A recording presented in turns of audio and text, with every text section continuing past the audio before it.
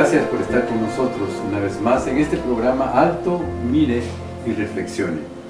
Quisiéramos tocar un tema muy importante con respecto a la gran necesidad de un padre. Sí, creo que es un tema que todos debiéramos de conocerlo. Pero para este tema hemos invitado al señor Jader Quiseno. Él es un hombre de negocios en Colombia, y quisiera preguntarle, señor Jader, ¿cómo fue su juventud en Colombia y la relación con su padre? Que usted recuerde, ¿verdad? Por supuesto. Sí, doctor. Mi papá siempre fue un hombre dedicado a negocios, siempre tuvo negocios de diverso tipo, cafeterías, estaderos, billares, y pues materialmente, gracias a Dios, nunca nos faltó nada, pero siempre hubo problemas de comunicación, o sea, por parte de él, nunca teníamos un diálogo, siempre había falta de diálogo, y con la que hablaba era con mi mamá, o sea, pero con mi papá, no sé por qué, había una barrera, y uno siente esa necesidad de acercarse a su padre, a hablar, de tal manera que incluso yo lo llamaba a él por su nombre, que uno normalmente a su padre le dice papá, pero yo lo llamaba por su nombre, y yo, siendo un niño, empecé a pensar, pero ¿por qué todos llaman a su papá papá y yo a mi papá lo llamo por su nombre? Y eso, siendo un niño, causaba una inquietud en mi corazón, y surgía como esa necesidad de llamar a mi papá papá, cosa curiosa, ¿no? Y intenté hacerlo, pero como no lo había hecho, era algo difícil, esas palabras no salían, pero finalmente, tratando de decirlo varias veces, logré decirle papá, papá, y empecé a sentir algo en mi corazón, como un descanso. Es una necesidad de uno acercarse a su papá y llamarle papá, pero sin embargo seguía habiendo esa barrera, y a raíz de eso, ya al entrar a la escuela, al colegio, entrando en esa etapa, lastimosamente esa comunicación, dudas, inquietudes que uno tenía, en vez de acercarse a su padre, esas inquietudes a buscarlas en compañeros del colegio, en otras personas que eran extrañas a la familia, y obviamente la información que iba a recibir de otros no era muchas veces la más indicada, y eso llevó a que finalmente tomara otros caminos, porque le ofrecían a otras cosas, ¿no? Otras cosas que... Como para llenar esa necesidad. Como para llenar esa necesidad, pues yo empecé a buscar, y lastimosamente en esa búsqueda llegaron las propuestas de otras cosas, ¿no? Alcohol, drogas, cigarrillos, los compañeros, o sea, que le ofrecen a uno muchas cosas, y uno piensa que de pronto yo necesito llenar esa necesidad a través de estas cosas. Eso en la parte de pronto física, pero nada, seguía existiendo ese vacío en el corazón, ese vacío tan profundo.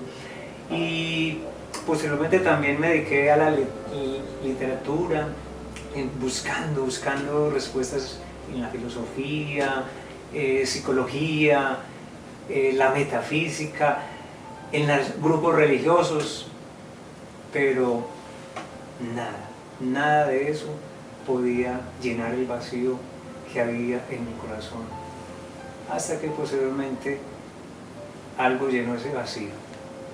Jader, ¿ha tenido la oportunidad de conocer a otros jóvenes con esa misma necesidad que usted tenía en su corazón? Sí, doctor, realmente muchos, y en especial recuerdo algo que marcó mucho, el ver esa necesidad en los jóvenes.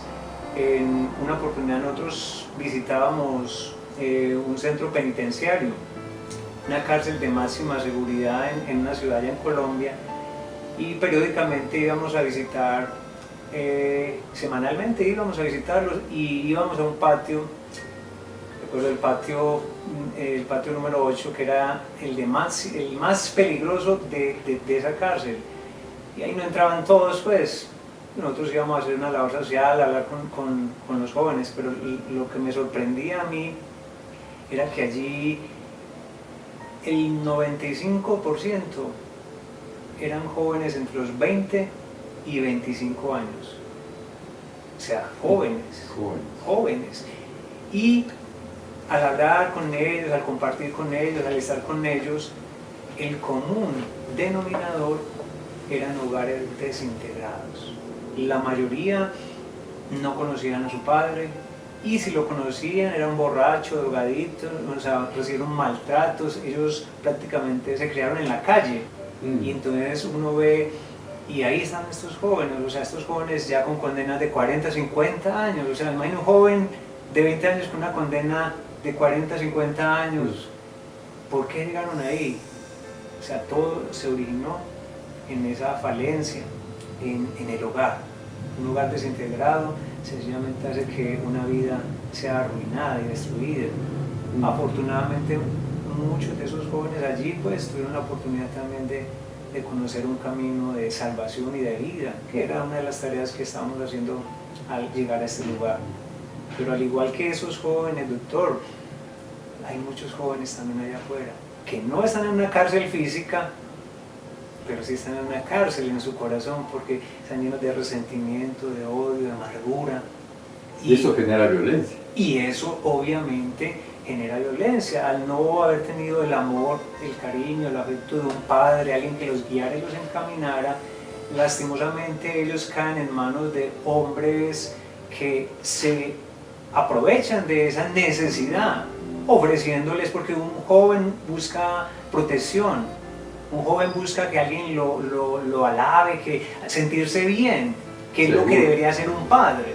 Cuando ellos no tienen eso en el hogar y lo encuentran en otra persona que les está ofreciendo una estabilidad quizás económica, que les está ofreciendo seguridad, que les está ofreciendo tener un buen nombre, una reputación, caen lastimosamente en grupos delincuenciales, en narcotráfico, o sea, eso es muy común. Pero si uno va a la raíz, todo empezó porque desde el hogar no hubo una figura paterna que les mostrara el camino y los guiara.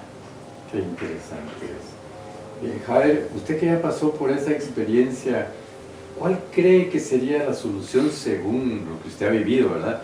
Para llenar esa gran necesidad en el corazón o ese vacío que un joven que al no encontrar ese amor en el hogar lo busca en otras formas. Sí, o sea, yo que pues en mi propia experiencia, como repito, la relación con mi padre no fue una relación muy buena porque no tuvimos mucha comunicación. Y eso me llevó, puedo entender a muchos de esos jóvenes porque sé que buscan algo que no lo hallaron en donde debía haberse encontrado, que era el hogar. Pero afortunadamente encontré la respuesta después de tanto buscar. Encontré al Señor Jesucristo.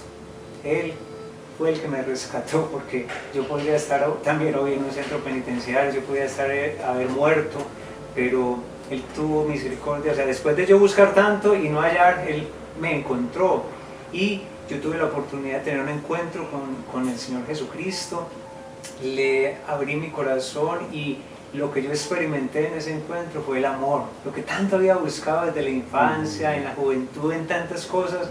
Pude experimentar el amor del Padre Celestial, pude sentir ese amor, eso llenó todos los vacíos que habían en mi corazón, todas esas necesidades fueron suplidas. Experimenté un gozo que no me lo dio ningún placer de los que había experimentado. Experimenté una paz que no me la había dado nada de lo que este mundo ofrecía. Y yo les puedo decir, esto no es solamente, también fui a grupos religiosos y nunca pasó nada. Pero cuando tuve ese encuentro con el Señor Jesucristo... Encuentro personal. Personal, por eso digo, eso va más allá de una religión. Porque muchos sí escuchan de religión, pero eso no llena. Si no tenemos ese encuentro en el que nosotros, viendo nuestra necesidad, clamamos a Él, lo buscamos a Él, pedimos ayuda, Dios siempre va a escuchar un corazón así. En medio de la angustia y la necesidad, Señor, ayúdame, aunque tal vez no sepa su nombre, aunque tal vez no sepa, pero Él escucha ese corazón, ese clamor, y lo escuchó en mi vida. Yo doy testimonio de eso, lo escuchó en mi vida, y lo precioso de eso fue que no solo esa relación con el Padre fue restaurada, experimenté eso, sino que tuve la oportunidad de también hacer algo con mi Padre terrenal, que nunca había tenido la oportunidad, nunca lo había abrazado, y porque él nunca se había porque dejado. él tampoco no se había dejado, y obviamente pues el padre es el que debe tomar la iniciativa en eso, porque el niño simplemente está siendo formado. Pero restaurar esa relación con el Padre Celestial me permitió restaurar también la relación con el Padre Terrenal, lo más lindo y precioso, porque yo tuve la oportunidad de abrazarlo.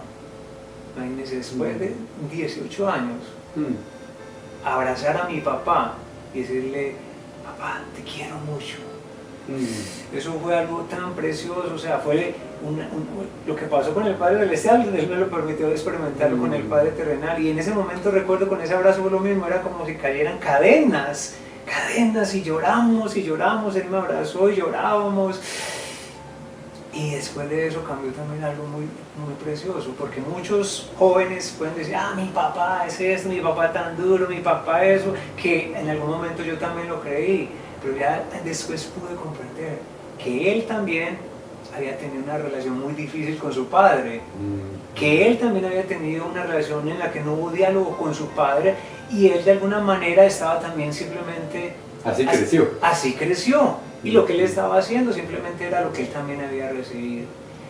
En el caso, solo porque Dios hizo el milagro y pudo tal vez romper eso que se vuelve también muchas veces en las familias, algo que va de generación en generación. Entonces, la única respuesta realmente para suplir esa necesidad es el Padre Celestial, que nos ama de tal manera, y nos ha amado de tal manera que dio a su Hijo Jesucristo por nosotros, o sea, para que nosotros podamos tener vida eterna. Entonces, la única respuesta, sin lugar a dudas, y eso se lo digo a jóvenes que quizás nos estén viendo, o padres, porque uno piensa: no, si yo pruebo eso, si yo logro tener aquello, voy a... No, yo pasé por muchas de esas cosas y puedo decirles con seguridad, la única respuesta, el único camino es Jesucristo, y es real. Esto es más que religión, Él es real, y yo se los digo con toda autoridad porque lo he experimentado, y el gozo, repito, y la paz que he experimentado con Él es un gozo y una paz que está disponible para todos aquellos que se acerquen a Él con necesidad y le pidan ayuda. Los brazos de ese Padre Celestial siempre están abiertos para aquellos que se acerquen con necesidad. Él nunca los va a rechazar. Entonces, ese es el único camino, doctor, realmente que yo experimenté y que muchos han experimentado, pero que quizás otros, al escucharnos hoy, el Señor estará esperándolos también para que tomen ese paso y esa decisión de acercarse, sean hijos o también padres, porque a veces muchos padres sencillamente están simplemente repitiendo la historia, y el único que puede romper eso es nuestro Señor Jesucristo. De veras, qué emoción yo sentí en mi corazón al escuchar este testimonio real de una persona que lo vivió, que tuvo la experiencia en su propio corazón. Y qué bueno saber que Dios es un Padre precioso que siempre está esperando una reacción de parte nuestra. En el libro de Job, capítulo 1, vemos un modelo de padre que debiéramos imitar. Él oraba y rogaba por sus 10 hijos, para que Dios los guardara, para que Dios los perdonara cada día. Él los llevaba en su corazón. Dios siempre escucha y responde la oración de un padre o la oración de un hijo, como ya escuchamos. Si usted como padre nunca lo ha hecho, empiece hoy. Dígales que los ama. Sea un ejemplo para ellos. Y sepa que si usted cambia, ellos cambian.